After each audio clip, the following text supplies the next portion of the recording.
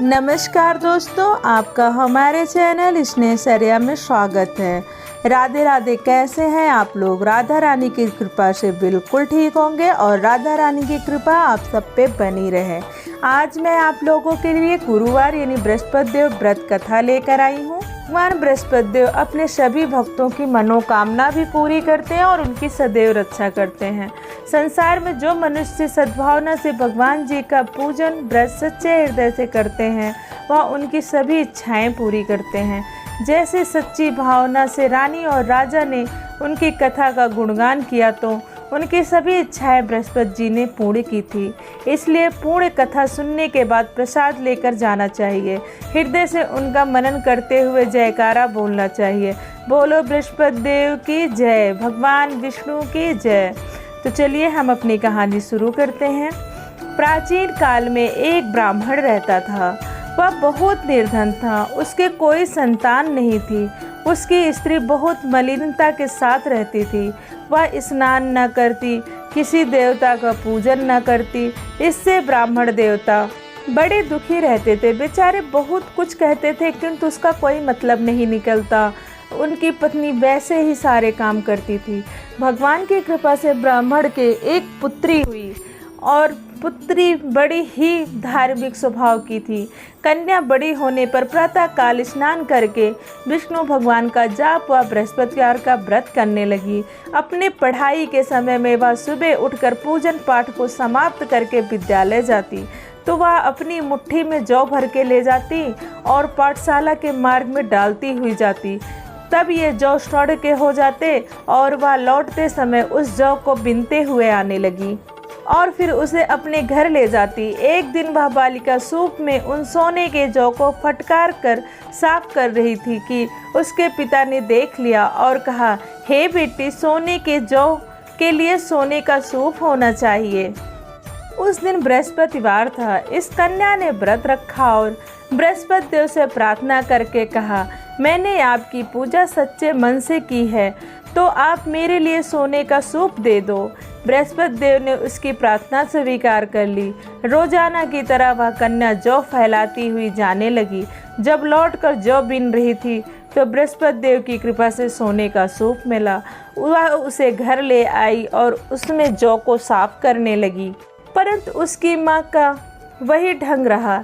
एक दिन की बात है कि वह कन्या सोने के सूप में जौ साफ कर रही थी। उस समय उस शहर के राजपुत्र वहां से होकर निकला। इस कन्या के रूप और कार्य को देखकर मोहित हो गया तथा अपने घर जाकर भोजन तथा जल त्याग कर उदास होकर लेट गया। राजा को जब इस बात का पता लगा तो वह अपने प्रधानमंत्री के साथ उसके पास गए और बोले, हे बेटा, तुम्हें किस बात का कष्ट है? किसी ने अपमान किया है अथवा और कोई कारण हो तो हमसे कहो। मैं वही कार्य करूँगा जिससे तुम्हें प्रसन्नता हो। अपने पिता की राजकुमार ने बातें सुनी तो वह बहुत खुश होकर बोला, मुझे आपकी कृपा से किसी बात का कोई दुख नहीं है।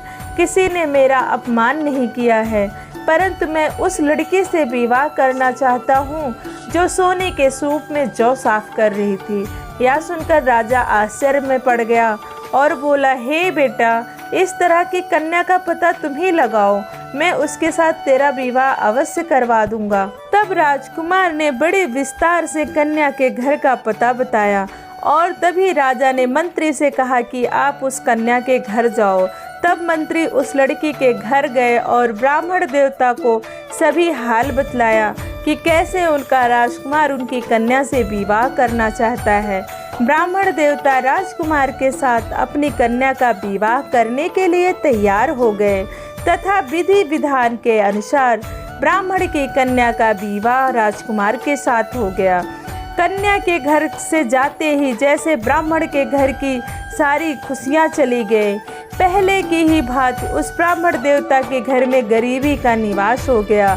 अब भोजन के लिए भी अन्न बड़ी मुश्किल से मिलता था। एक दिन दुखी होकर ब्राह्मण देवता अपनी पुत्री के पास गए। बेटी ने पिता को दुखी अवस्था में देखकर और अपनी माँ का हाल पूछा। तब ब्राह्मण ने सभी हाल कहा। कन्या ने बहुत सा धन देकर अपने पिता को विदा किया। बेटी के द्वारा मिले हुए धन से ब्राह्मण का कुछ समय तो सुखपूर्वक व्यतीत हुआ। कुछ दिन बाद फिर वही हाल हो गया, क्योंकि वह धन खत्म हो चुका था। ब्राह्मण फिर अपनी कन्या के यहाँ गया और सारा हाल कहा तो लड़की बोली, हे पिताजी, आप माताजी को यहाँ लिवा लाओ, मैं उनसे उस विधि को बता दूंगी जिससे हमारे घर की गरीबी दूर हो जाएगी। वह ब्राह्मण देवता अपनी स्त्री को साथ लेकर अपनी बेटी के घर पहुँचे। तब बेटी अपनी माँ को समझाने लगी, हे माँ, तुम प्रातःकाल प्रथम स्नान आदि करके विष्णु भगवान का पूजन करो तो सब दरिद्रता दूर हो जाएगी। परंतु उनकी माँ ने एक भी बात नहीं मानी और प्रातःकाल उठकर अपनी पुत्री के बच्चों की जूठन को खा लिया। इससे उनकी पुत्री को बहुत बुरा लगा और बहुत ही ज़्यादा गुस्सा आया। एक रात को कोठरी में सभी सामान निकाल दिया और अपनी माँ को उसमें बंद कर दिया। प्रातःकाल उसे निकाल कर स्नान आदि करा के पाठ करवाया तो उसकी माँ की बुद्धि ठीक हो गई और फिर प्रत्येक बृहस्पतिवार को व्रत रखने लगी। इस व्रत के प्रभाव से उसके माँ बाप बहुत ही धनवान और पुत्रवान हो गए और बृहस्पति जी के प्रभाव से इस लोक के सुख को भोग कर स्वर्ग को प्राप्त हुए। तो बोलिए बृहस्पति देव की जय, विष्णु भगवान की जय। दोस्तों, आपको यह कहानी कैसी लगी हमें कमेंट करके बताएं और अगर आपको यह कहानी अच्छी लगी हो तो हमारे वीडियो को लाइक, शेयर और चैनल को सब्सक्राइब करना ना भूलें। धन्यवाद। जय हो बृहस्पति देव की।